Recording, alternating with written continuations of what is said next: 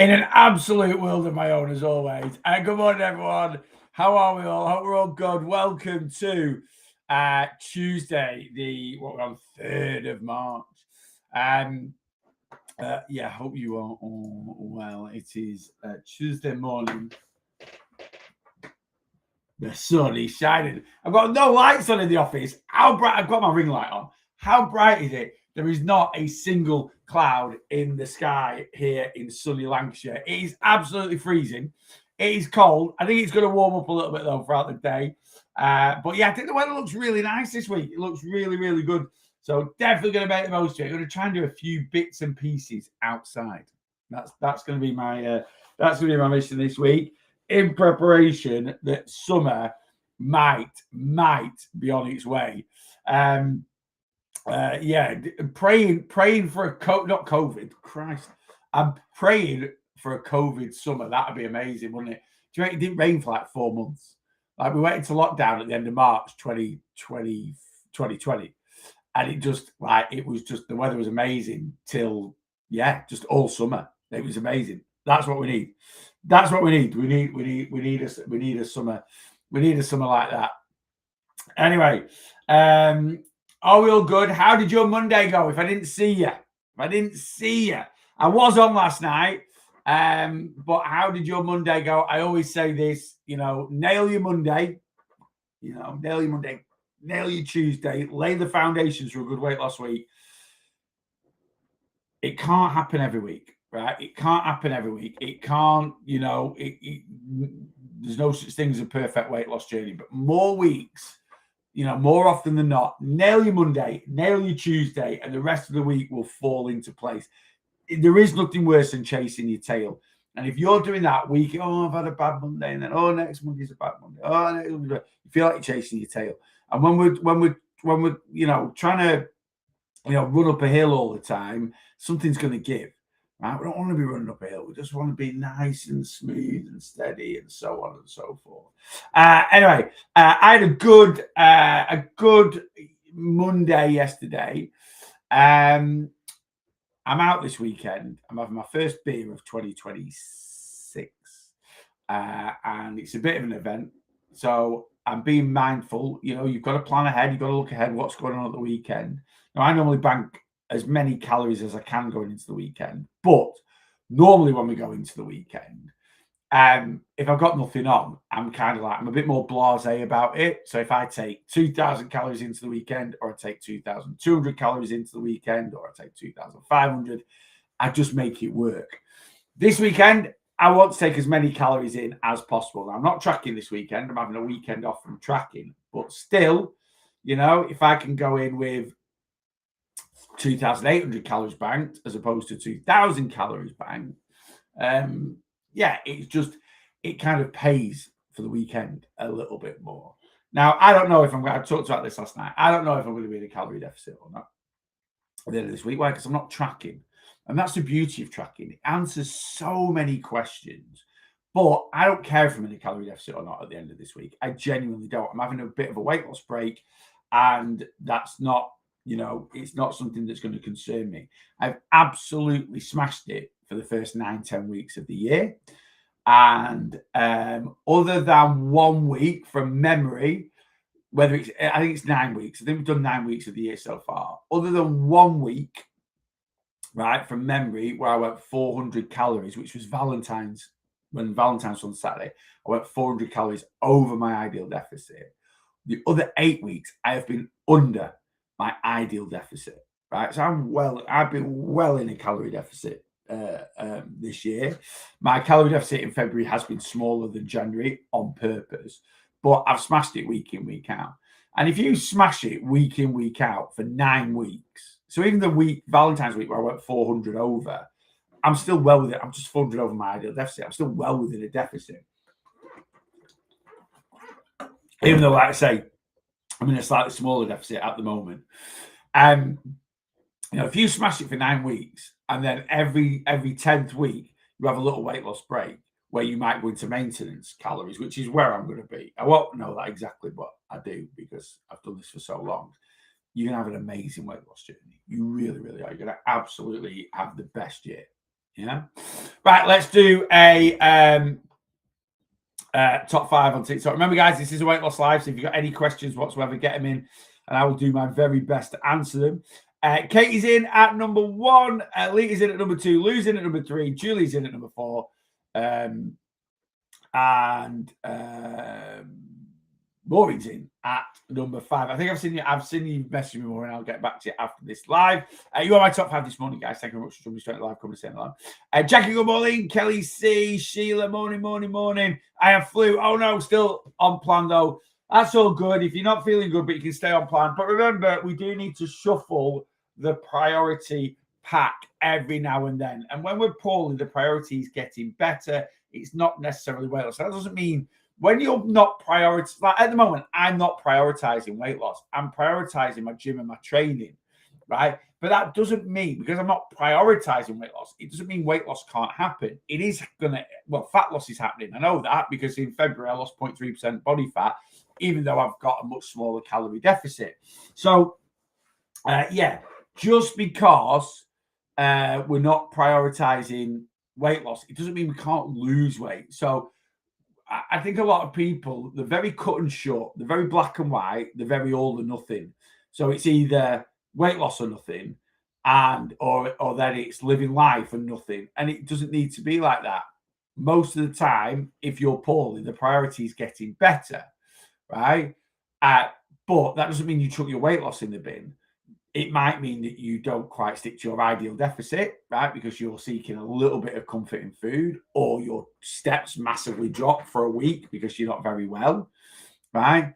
But you can still, keep the basics in place. I'm still trying to track my calories. I'm still trying to do this. I'm still trying to do that, right?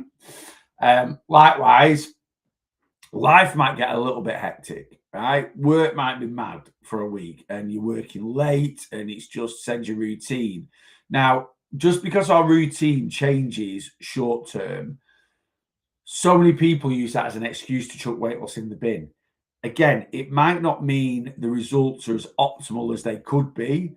So, normally I finish work at 5 and I get to the gym and then I go home and have tea or pick the kids or do this and that. At the moment, it's 8 o'clock every night because it's the last week of the month. We've just got this report or this project that needs to go in. The deadline's coming up. I'm just having to work overtime at the moment. And that might mean during the week a little bit more convenience food. It might mean that, your steps drop a little bit. All that should mean is a slightly smaller deficit. It shouldn't mean no weight loss. It's like, if you're in a 100-calorie deficit at the end of the week, you've lost body fat. Yes, it's not a lot, but you've lost it. It's another step towards success, right? So yeah, we should only really be putting weight loss on the shelf 4 weeks a year maximum. I mean that, and it might, and not many coaches will tell you to do that, right? When do I put weight loss on the shelf? Holidays and Christmas, right? So this year, I'm having a week off in 6 weeks' time, right? And weight loss is, that's one, right? And then I'm having a week off at the end of June, early July, because going to Tenerife, that's 2. I'm going to have, I think, my birthday week off, right, which is 3, which is the beginning of September. We're then hopefully going to New York the first week of December, so that'll be 4, and then Christmas, which is 5. Now, I've just said you should have no more than 4. I'm at a different stage to my journey, and I can have a little bit more flexibility. Last year, I had 42 weeks where I didn't track. That actually didn't include, I don't normally count Christmas. I normally count, but we should count Christmas. But again, I'm at a different stage of my journey. But last year, not including Christmas, I had 42 weeks where I didn't track a single calorie in 2025, right? That's 6 weeks. I lost 3 stone, right? And that's because the other, 87% of the year, I tracked consistently on it, right? So we can have times where we don't even give a toss about weight loss, right? And you need that, in all honesty, to keep the journey going. We're cleaning slabs today, getting ready for summer. That's my job tomorrow. Today I'm spinning at 5. So my jobs today is I'm fully setting up the challenge. So if you're coming on board with the challenge, you have got until next Thursday to sign up, if I'm being honest with you. I can get you going and we can just shuffle your start dates around a little bit. But if you are thinking of joining the challenge, I would appreciate you signing up. Today would be good, really. Because if it's your check-in on Friday, you will start the challenge on Monday. Now, if it's your check-in on Friday this week and you decide to join the challenge next Tuesday, we'll have to do another check-in next Friday. So you'll just get a 1 week gap instead of 2. And then you can start on the 16th. That's absolutely fine. But today, everyone that has signed up to the challenge so far, I will be sorting your bits and pieces. I'll be sorting the groups out. You'll be getting a message from me. I'll be setting it all up. Blah blah blah blah. And then tomorrow, I will be writing up probably 50% of the challenges tomorrow. I'll probably get my head down and do 50% tomorrow and then 50% Thursday and then start emailing them all out Thursday and Friday this week. I'm going to be working. I'm off this weekend, totally off. No work, no messages, no nothing. I'm shutting down. I'm even going to put an out of office on. I think I'm going to put an out of office. I'm having a weekend off, total weekend off. So I'm actually going to write everything that I do over the weekend, like my newsletter. I'm going to write that on Friday and schedule it to go out. So I'm going to write that a little bit earlier. And I'm having a complete weekend off. So my aim is to get everyone that started the challenge on Monday to get all your challenges. You will get your challenge this week. I'd like to get everyone's out that signed up, and then it's done and dusted. But if I don't, I'll get yours out next week. But that's being said. But then tomorrow afternoon, the weather's meant to be amazing. I'm not spinning at night or anything like that. So I'm going to get my head down, work. And then at about 3 o'clock, I'm going to have a couple of hours in the garden till it goes dark, doesn't it, like 5, 6-ish at the moment. So I'm going to have a good couple of hours in the garden, jet washing, tidying up, and making a start, getting it summer ready. Love it. Absolutely love it. I know, don't get wrong. It could be bloody snowing next week, but the weather's meant to be really nice today and tomorrow. So I'm going to make the most of it and get the old jet washer out and give everything a good jet wash down. Right, let me carry on. I know I'm waffling like mad this morning.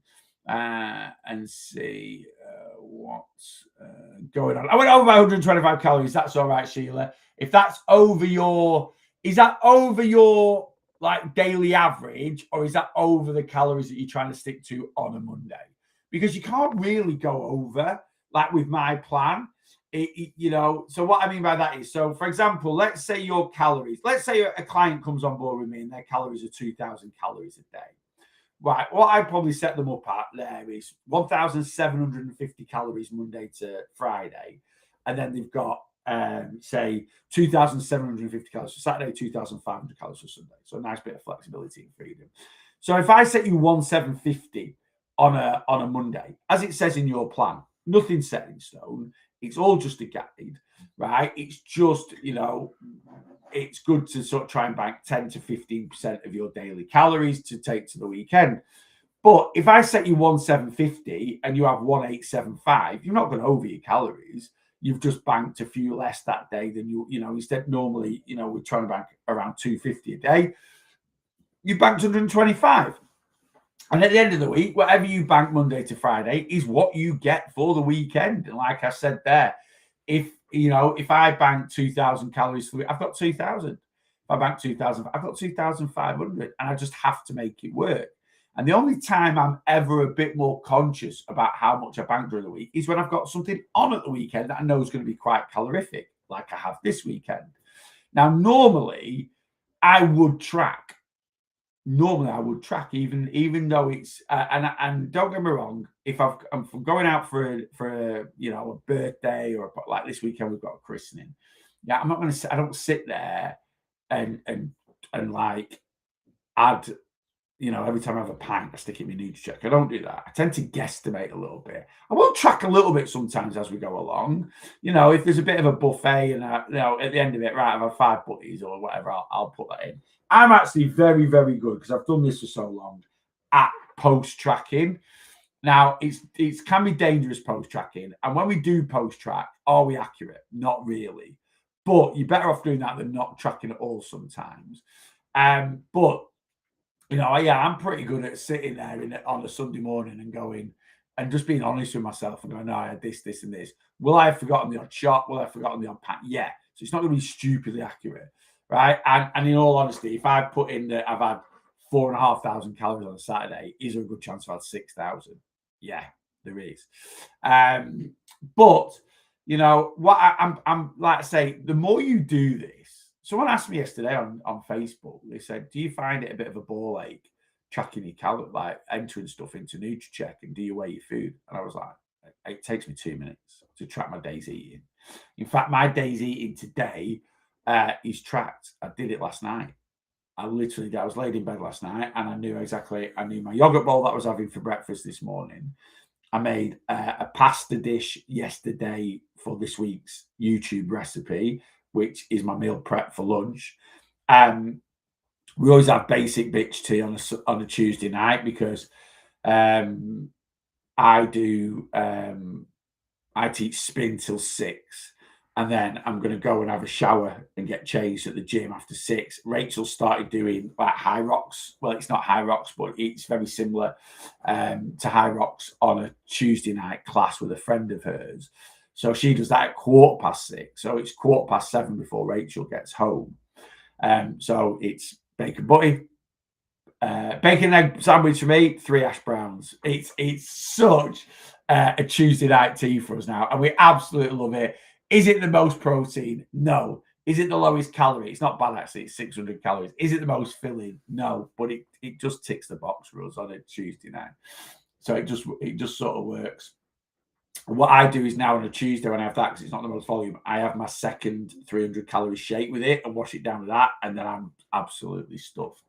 So, yeah, all my main meals are in my app. Done tracked for today.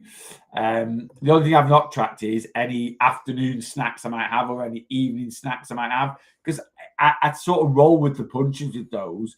They're not a definite, like my 3 main meals are definite. I'm eating them, they're going in here, right?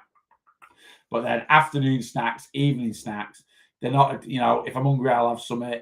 If I just fancy something, I'll have something. If I feel like I need to fuel my body a little bit for spin, 3:30, so I might have some fast digesting carbs or something like that, just to get my blood sugars up ready for training.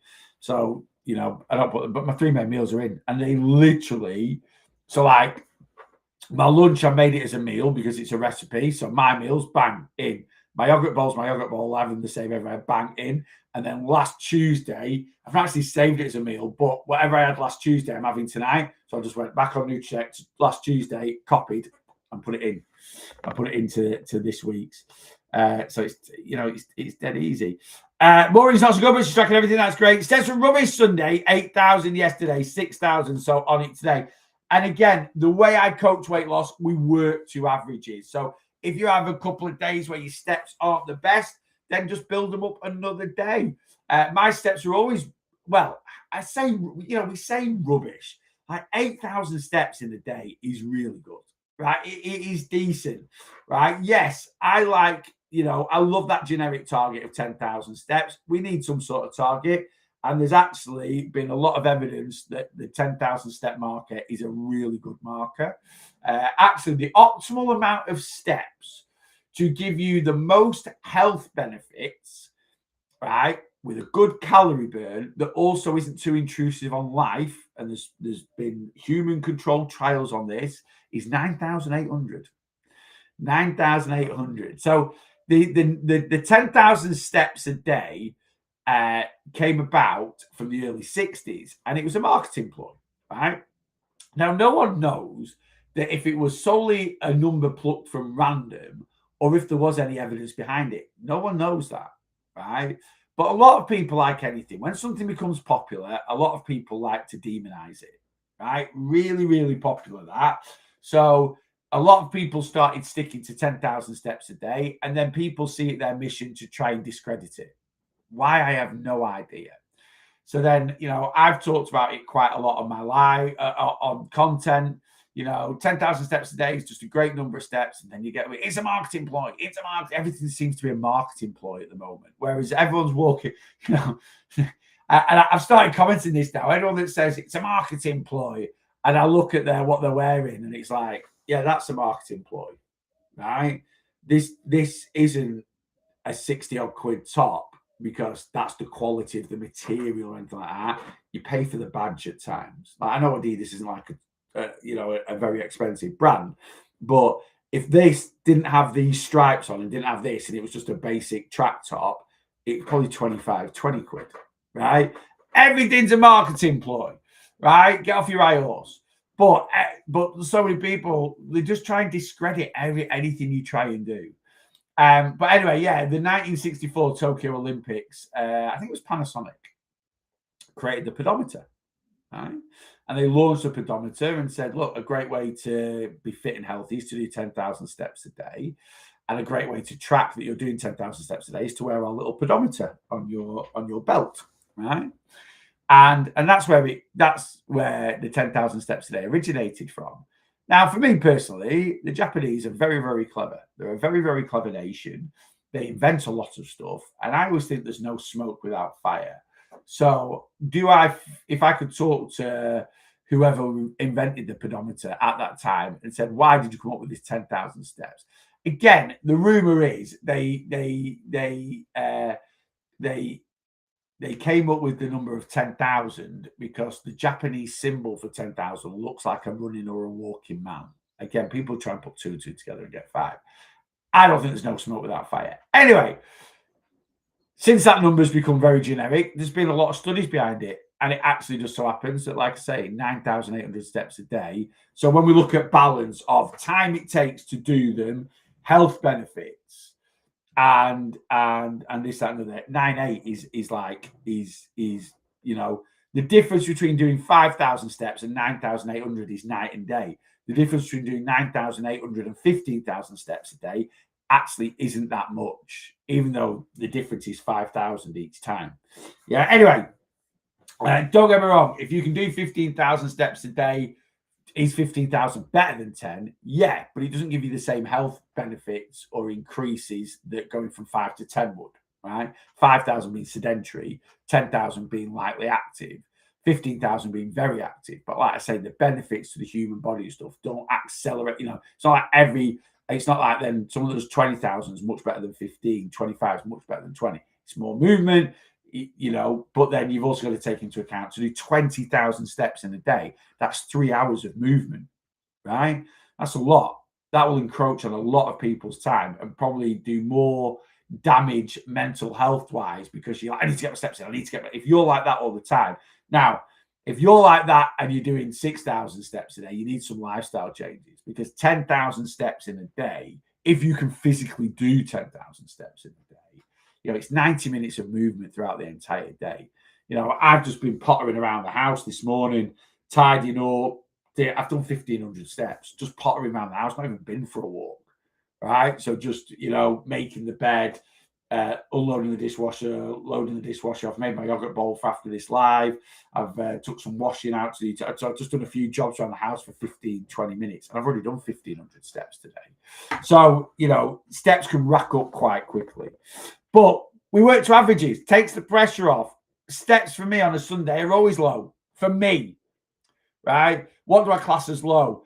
Anything under 8,000 for me is low, right? And sometimes on a Sunday, my steps are 7K. I don't care. I've done my steps Monday to Saturday. I get them ticked off, and that's why you can have a bit of an easier day. Caroline's in. Good morning. Hello, out on a walk, but still watching. Lovely, Lynn. What advice would you give someone who struggles to eat till supper due to medication? What do you mean you struggle to eat till supper due to medication? And is this weight loss advice?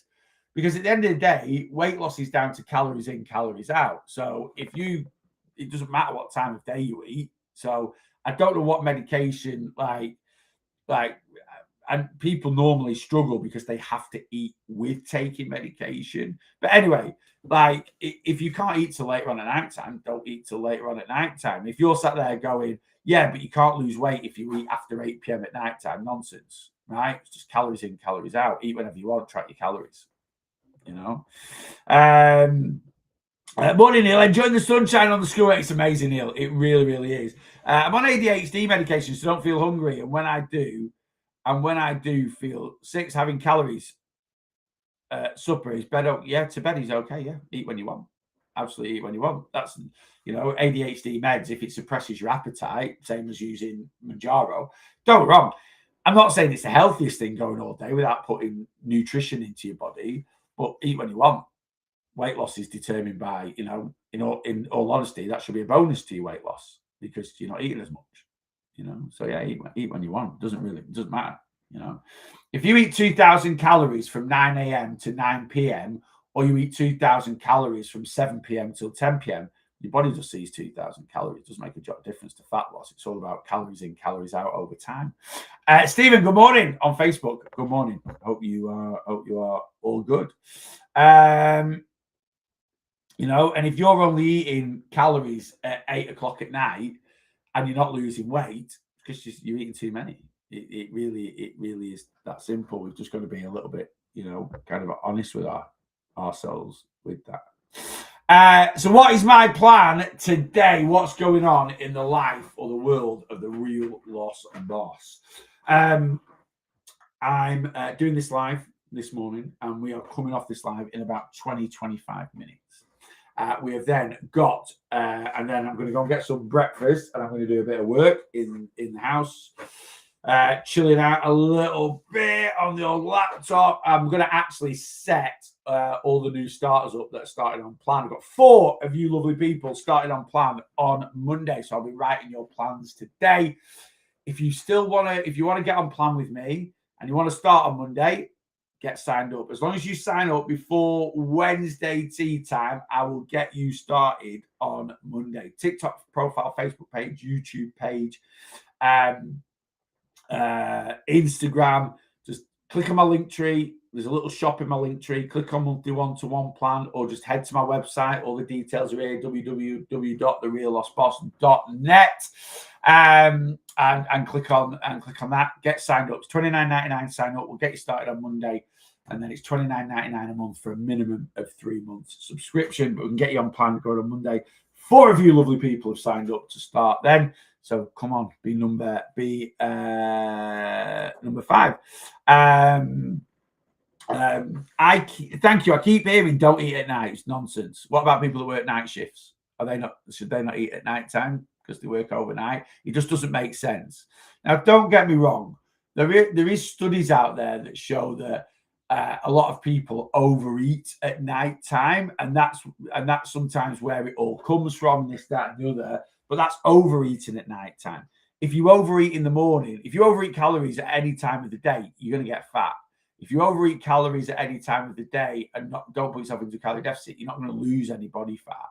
But when calories are maxed, it really doesn't matter when you eat, right? Your body doesn't know. And think about it logically. So if I can't lose weight if I eat at 9 p.m. at night time, what happens when I go, or I gain weight if I eat at 9 p.m. at 9 p.m.? That's what my body clock's used to, right? My body clock's used to UK time zones, right? So if I eat at 9 p.m. at night, it automatically makes me fat. What happens then when I go to America and I eat at 3 p.m.? Does it automatically make me fat? Because my body clock's UK, but America's 6 hours behind. Or if I go to LA, it's 8 hours behind. So is that if I eat at 1 p.m., I get fat? It just doesn't make sense. When we think about things logically, it doesn't make sense. But what a lot of people won't do is they won't give you a logical explanation. They won't give you a bit of truth. Why? Because they want people to believe, for whatever reason, that weight loss is a lot harder than it actually is, or a lot more complicated than it actually is. Weight loss is hard. I'm not going to say it's not hard. It is hard. But people just want to make weight loss way more complicated than it actually is. And it isn't that complicated. First year of my weight loss journey, I very rarely ate my tea before 8 p.m. And I'll tell you why. I was a big overeater at night time. I used to snack a lot at night time. So I used to keep myself really, really busy. And how I used to eat at first year of my weight loss journey, sometimes I'd eat breakfast, sometimes I wouldn't. Then I'd have lunch. Then I'd have a protein shake at about 4:30 in the afternoon. And then I'd have my tea at about 8 p.m. Because if I had my tea at 8, and I used to go to sleep at 9:30, 10. So if I had my tea at 8 p.m., I'd be full, but all the way up to going to sleep. So I wouldn't feel the need for snacking. And I was 10 stone. Yeah.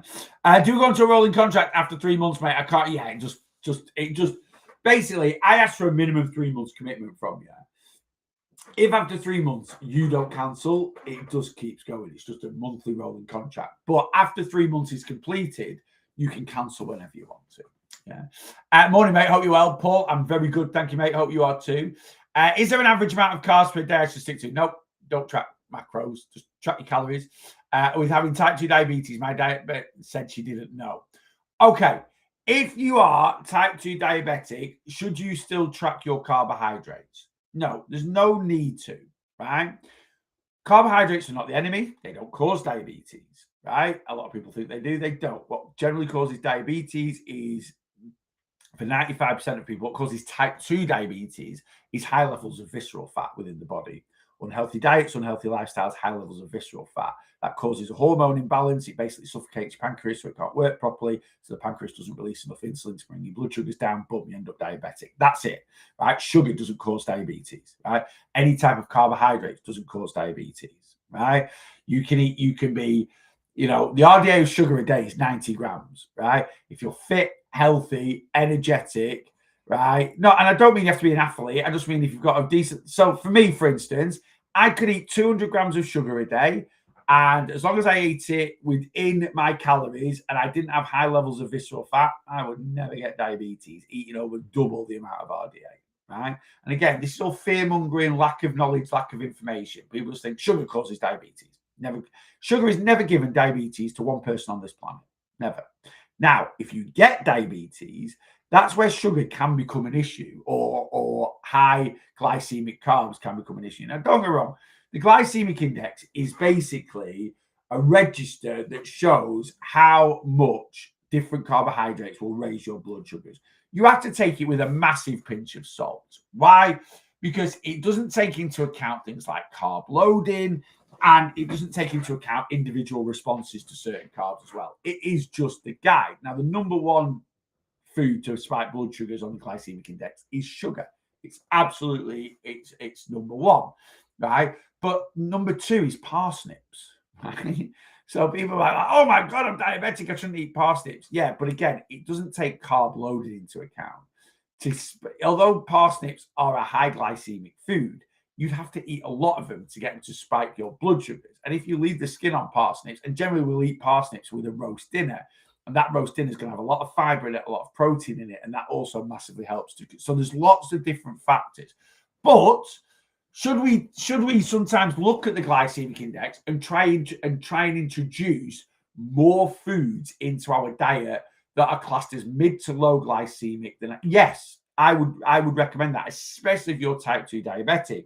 So in terms of fruit, the lowest fruits on the glycemic index, and they're fruits that I eat 90% of the time, is berries, strawberries, raspberries, blackberries, blueberries. Absolutely amazing. Very low on the glycemic index, right? Again, if you are going to eat bread, sourdough or wholemeal bread is going to be lower on the glycemic index. More complex fibrous carbs is what we want to be eating.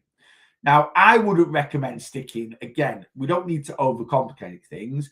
If you're currently type 2 diabetic and you've just been, and it is down to your weight, it's down to your lifestyle, it's down to your health, then you need to lose weight, right? And you reverse your type 2 diabetes. You reduce the visceral fat in your body, your pancreas will start working properly again, you'll reduce your insulin resistance, and you won't be type 2 diabetic anymore, right? And so the number you need to still concentrate on is calories. But in all honesty, if you have an overall healthy diet, it won't make, I always say prioritize protein and fiber in your main meals. The more protein and fiber that's in your main meals, the slower the release of energy. That's what keeps us fuller for longer. The advantage of that is when you're type 2 diabetic, the slower the release of energy, the less spiking of blood sugars. All right. Because if we're type 2 diabetic, our blood sugars are higher than they should be anyway. What's the main issue with that? I don't want to fearmonger. Right? I don't want to fearmonger. Like when I say fearmonger, but I do want to educate. So I'm not trying to do this to scare people, but diabetes is a silent disease, I call it, right? You do not know the effects of what it is doing to your body until it's too late, right? Your blood sugars, when elevated, your blood basically eats away at your body, right? In various ways, shape, or form. It can take a long time to do this. Right, I've seen the effects. I've worked with people with the effects. So it tends to attack areas furthest away from your heart, massively affects circulation. So I've seen people with diabetes have toes amputated, have feet amputated, lose their eyesight. Right, these are all the long-term effects. And once these effects start kicking in, right, it's too late. And but people live with diabetes, they don't take it seriously because day to day it doesn't massively affect them until it's too late. So we need to take it seriously and we need to reduce the effects of it, right? But for most people with type 2 diabetes, just an overall healthy, balanced diet, not overeating foods, putting themselves consistently into a calorie deficit to lose body fat, you'll be absolutely fine, right? Try and introduce more foods that are lower on the glycemic index than higher. Yes, watch your added sugar intake a bit, right? But lose your body fat and that will do the job. And yeah, I've reversed type 2 diabetes in well over 30 people in the last 2-3 years, right? Being on my plan, right? And it's just a case and the common trend for every single client that's reversed their type 2 diabetes, they've lost fat. Right, so the pancreas can work properly. That's all you need to do. Faye, good morning. Hope you're well. Right, let's get back to what am I doing today? What am I doing today? So doing this live, going to finish this live up in 10-15 minutes or so. I'm going to go smash a great big yogurt bowl in, which is this morning 200 grams of strawberries, 175 grams of 0% fat Greek yogurt, 30 grams of whey protein powder. We're going to have 25 grams of granola on top and 10 grams of honey. That is this morning's yogurt bowl. At 10:30 this morning, it is my first weight loss coaching live of the week. And I'm actually going to go through my one-to-one plan and how you should approach it, how you should look at it. And yes, this might be more for people on the one-to-one plan than people just in the community. But but still, it is going to be talking all about my approach and how you should. So if you're just in my community and you've just got your calorie breakdown, you need to create your own calorie structure, and you need to, work to it the way I would recommend you work to it. So I'm going to go through all that. So I'm going to go through your calories. I'm going to go through calorie structure. I'm going to go through the eating guide, how I recommend you break your calories down and how you look at your calories. I'm going to go through your step progression plan. So we'll sort all that out for you. Yeah. So that's today's weight loss coaching live. And then at 11:30, I'm going to take the doggos out. As soon as that's done, I'm going to get the dogs on the lead and take those out for a walk for half an hour. Then I'm going to come back and I'm going to have lunch. And then it is a case of 2-3 hours of work on the challenge. And then at 3:30, 3:15 maybe, we're going to take the doggos out again for their second walk of the day. I like to get my steps in early on a I say early, like we know I tend not to do a late night dog walk on a Tuesday. I tend to do 2 through the day because, like I say, I have teach spin. I don't get home until about 6:30ish, and then I've got to do tea. Rachel actually don't get home until about 7:15. And then so then I'm off to Ribby to do teach my spin class. I do 30 minutes of weights before it. So on a Tuesday, I tend to get to the gym for about 4:15. I go and set my spin class up. Then I go into the gym, train for half an hour. Then I go down and do my spin class. And then it's home and tea. Depending on what time Rachel finishes, we might get the dogs out for 10, 15 minutes. But as long as they've had 2 walks in a day and I've got my steps in, whether that happens or not, we'll see. And then I'm going to have 45 minutes playing either my Xbox or my Switch, and then I go to bed. There you are. That is Tuesday in the life of the Real Lost Boss. That's it. That is my day sorted. And I do that week in, week out. I'm such, my routine is very, very rarely changes. Anyway, Paula, good morning. Did not have a good day yesterday. Stayed in my cows and got all my steps in, though. All right. Okay. So, if we personally don't have a good day, obviously that's not good because we want life to be as chill and as happy and smiley as possible. Obviously, we know that can't necessarily be the case. But if life isn't happy, smiley, and chill, but we can still do what we need to do when it comes to weight loss, Paula stayed in the cow, she's got her steps in, it's just a massive win. Because so often, when we don't have the best of days in life, we let that affect all other aspects of our life, if that makes sense. So things like weight loss, it just goes out the window. And the big reason for that is it's a very short-term self-sabotage mentality, is what it is. A very, very, very short-term self-sabotage mentality. Oh, well, this is rubbish, so, we'll emotionally eat. And, if this is bringing me down, and I want everything to bring me down. I don't want to counterbalance. This is bringing me down, but I know, staying in control, getting my steps in, staying in control of my calories will bring me up. I don't want bringing up today. I want bringing down from everything. So we can chuck it all in the bin. And it's a big self-sabotage mentality. So, if life chucks you lemons, right, and you can't make lemonade, if you can make, I don't know where I'm going for this, make the best lemonade you possibly can without it being the best in the world, it's a win. It's a win, and we've got to look at it like that. We really, we really have. Every day can't be amazing. It genuinely can't be amazing. So the days where life is tough, we just have to grit our teeth and get our head down and kind of get the job done at times. And today's a new day, so hopefully it'll be better. And not having thrown it in the bin yesterday, I was able to get up today with the exactly, and that's it. That one bad day doesn't mean it's necessarily going to be a bad 2 days. Doesn't mean it's necessarily going to be a bad week. And we can just wake up in the morning just in a bad mood. It happens.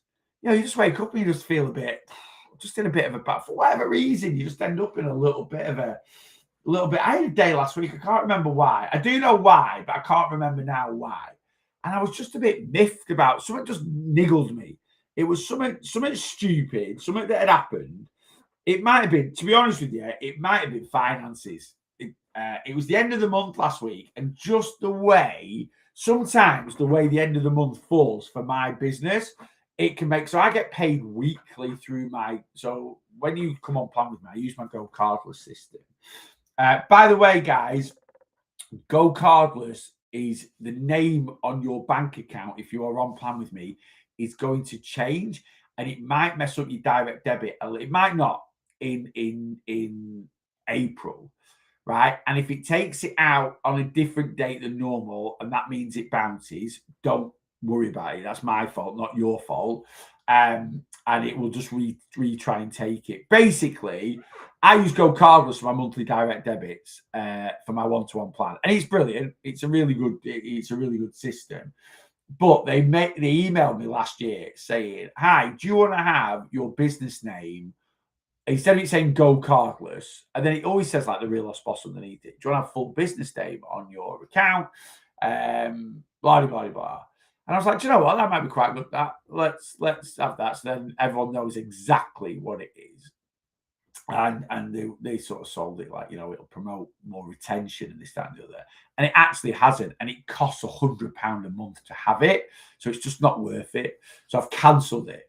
So it'll go back to just saying, any of you old schoolers, I did it like last May. It's nearly a year, and it's like £100 a month, and it's not. I've looked at it over like 9 months, and it's like retention's the same, it's no different. It still says the Real Loss Boss, even though it's go cardless. My clients get an email every month anyway to tell them that the subscription's going out. So I've just cancelled it. So it's from April. Just letting you know if that's the case. Been on MJ 6 weeks now. Yesterday I had a crap day food wise, feeling well guilty today. I'm 4 stone down since January, so taking it as a get on with it. You've lost 4 stone since January, right? Mark, first question is, forget MJ, like it's like I assume he's saying since Christmas. Like, how much did you weigh to start off with to lose 4 stone in weight? Like, don't get me wrong, I know it's not all body fat because you will have had a whoosh after Christmas. I assume you're quite a heavy person, because if you're not, to put yourself, I mean, even if you are heavy, to lose 2 stone a month, that is serious crash dieting. And no wonder you had a crap food day yesterday. You didn't have a crap food day yesterday. It's probably just your body crying out for fuel and nutrition and calories. And, you know, why are you feeling well guilty? Again, you know, you've lost 4 stone in 2 months. Life isn't perfect. Certainly weight loss journeys aren't perfect. So every now and then you're going to have a few more calories than you want. First Jan was 25 stone, mate. That is serious crash dieting. That is serious crash dieting. All right. So to go from 25 stone to 21 stone, to put yourself in, how many calories a day are you eating? You've added 4% muscle mass. Again, I don't want to piss on your chips, Mark. You haven't. It's great that you're training and gaining. I assume you're saying you've added 4% muscle mass because of like a biometric impedance scale or a 3D, 4D scanner at the gym you're using or something like that. And it would be an absolute dream. You'll struggle to gain 4% muscle mass throughout your entire career of lifting weights. It is compared to what your muscle was. But if your muscle mass is showing an increase on these scales and your body fat's coming down, it means your body composition is changing in the right way. But that is like 4 stone. 4 stone is nearly 200,000 calorie deficit, right? So let's put that into perspective. I burn 3,500 calories a day, right? So since the 1st of January, we have let's say up to Sunday, right? Let's say up to Sunday, right? 3,000. Right, I burn 3,500 calories a day, right? So up to Sunday, which is Sunday was the 1st of March, wasn't it? So we've had 31, 28, and 1. I'm just working out days so far in the year. Yeah. So we've had 60 days this year, right? I burn 3,500 calories a day. So that means I have burned 210,000 calories, right? So for me to lose 4 stone in 2 months, I would have to eat 10,000 calories over 2 months. Ain't happening. Now, you put you on 1,900 calories a day there, Mark. Right. All right. So let's work. So Mark has been eating 1,900 calories a day for 60 days. Maths is math in here, but we'll see where we get to. Right. So that means Mark has been eating 114,000 calories. If he's lost 4 stone, now there's a whoosh in there, right? He will have lost like 10, 11 pounds of water weight, water weight, certainly after Christmas. So let's say out of his 56 pounds of body fat, of weight that he's lost, let's say 45 pounds is body fat. Still a lot, right? 45 times 3,500, right? So that's all. So he's been in 157,500 deficit, right? So 1,900 times 60. That's what he's eating, plus these deficit, which is 157,500. So that would suggest that Mark has burnt 271,500. And if we divide that by 60, that means you burn 4,500 calories a day, right? Which at 25 stone, if your movement is good, you could burn 4,500 calories a day. 1900 a day isn't ridiculous, but sticking to a deficit of 2,600 calories a day, that's nearly a pound of fat loss a day, is very, very restrictive. And you are going to crash and burn, mate. That's the only reason why, right? That's the only reason why I'm saying it, because I don't want you to crash and burn, right? I want you, you're 25 stone, you're now 21 stone, which is amazing, but your goal might be 14 stone, right? So you've just gone a little bit too hard. I get it. We do it. We go to some extremes. We get the motivations high after Christmas. We want to make these massive changes. What we don't want you to do is gain any of that 4 stone back. We want to keep the journey going. And if higher calorie days are creeping in, bingey days are creeping in, like you've sort of said, that shows that you're starting to hit your brick wall a little bit. So what would I do? So I have no idea how much MJ Mark is taking, but if he's only been on it 6 weeks, he should still be on his loading dose of 2.5 or at the most 5 milligrams, at the very most 5 mg. So he could eat at 5 milligrams at his current weight with the amount he's moving. So he's still on his loading dose of 2.5 milligrams. So you're just over restricting yourself. It's not the MJ that's over restricting, yeah. You're just over restricting yourself, Mark. And don't get me wrong, 1900 on the surface isn't ridiculous, but when you're burning that many calories, it is ridiculous. Now, our calorie burn just dropped about 50 calories a day per stone that we lose. So Mark's metabolism will be coming down, but not crazily from 4 stone loss. So just reevaluate, mate. It's great when you see the losses on the scales, but eventually those losses will stop because you'll crash and burn, and we don't want you to crash and burn.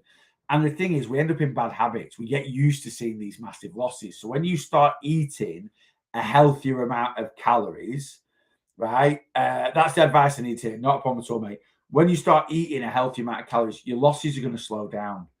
But would you rather lose 4 stone over 2 months, then crash and burn and gain it all back, even taking MJ, or then start ramping MJ up to a ridiculous level to try and combat this crash and burn? Or would you rather lose 4 stone over, you're 25 stone, and you've obviously got a good level of movement, or you were, right? You can still lose. If you're 21 stone and you've got a good level of movement, until you get down to 16, 17 stone, you can still lose 2 pounds a week, mate. You can still lose 2 pounds a week. If you want me to coach you, get on board. I can start you on Monday. I'll give you a healthy, sustainable calorie allowance. You can check in with me every 2 weeks. You can message me 24/7. So when if you've had your bingy day and you're panicking and you're feeling guilty, drop me a message. I'll talk you through it, and it'll all be good in the end. $29.99 sign up. Right, $29.99 a month. That's it. It's a lot cheaper. And you can stay on your MJ, right? I coach people that use weight loss jabs as well. So you can stay on that. But we just need to get you on a more healthy, sustainable path, right? You can lose 2 pounds a week. If you're 21 stone and you've got a really good level of movement, until you're probably 16, 17 stone, we can have you losing 2 pounds a week. You're currently losing 5 or 6, right? So we just need to slow it down. I'm a big boy though, so am I, mate.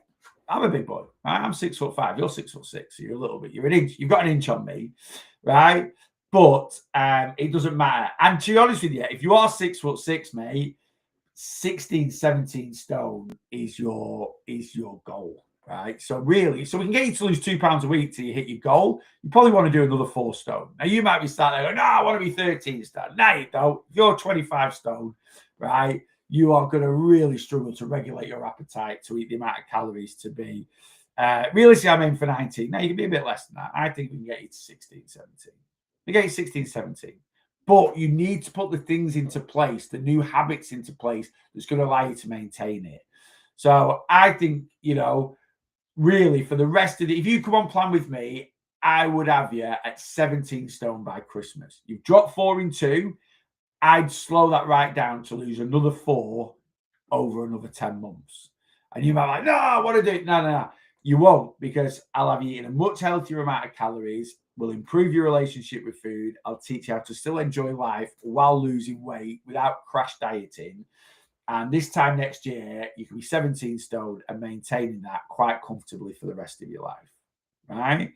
How do we sign up? If you want to sign up with me, TikTok profile, Mark's on TikTok. So get into my profile, mate. I've seen you've just followed me. Click on my link tree. Right, the first tab in my link tree is an inquiry form, so you can send over an inquiry form if you want. But all the details are on my website.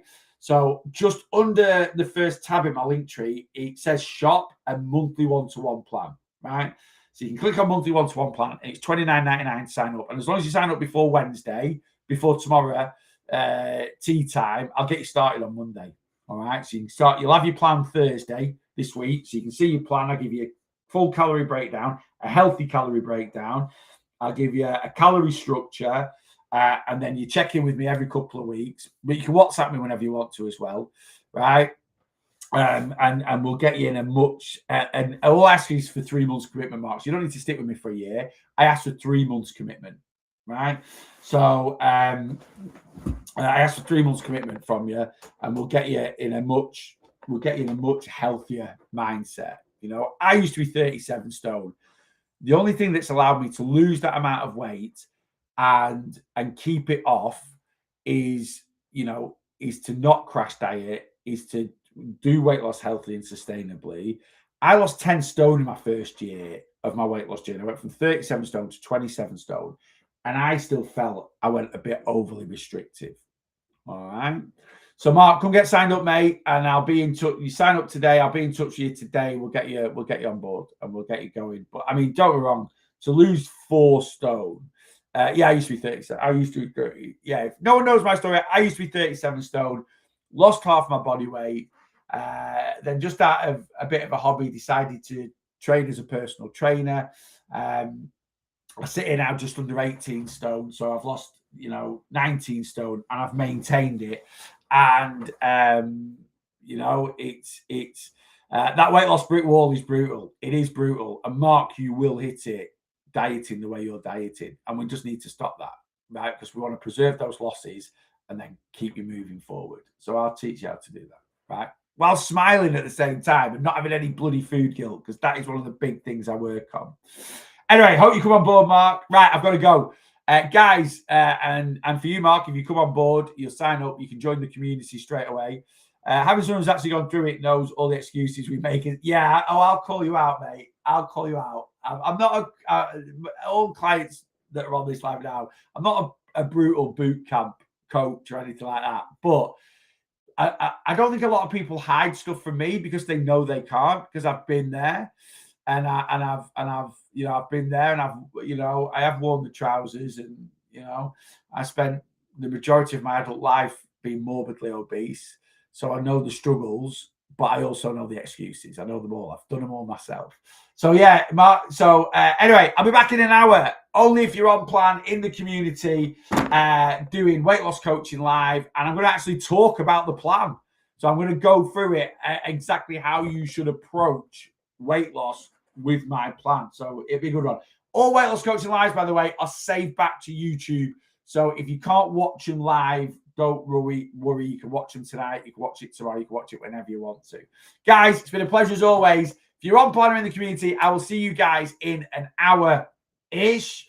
If you just follow me on Facebook, YouTube, TikTok, I will be back. When will I be back? Tomorrow morning. 8:30. I'll be back tomorrow morning, 8:30. Might try and get on a little bit earlier, actually. And then we've got everything weight loss session 12:30 tomorrow. I'm here Thursday, and then I'm off for the weekend. So I'm here Thursday morning and Thursday evening. Anyway, if I don't see you, hopefully I'll see you tomorrow. But anyway, whatever you're doing, have a great Tuesday.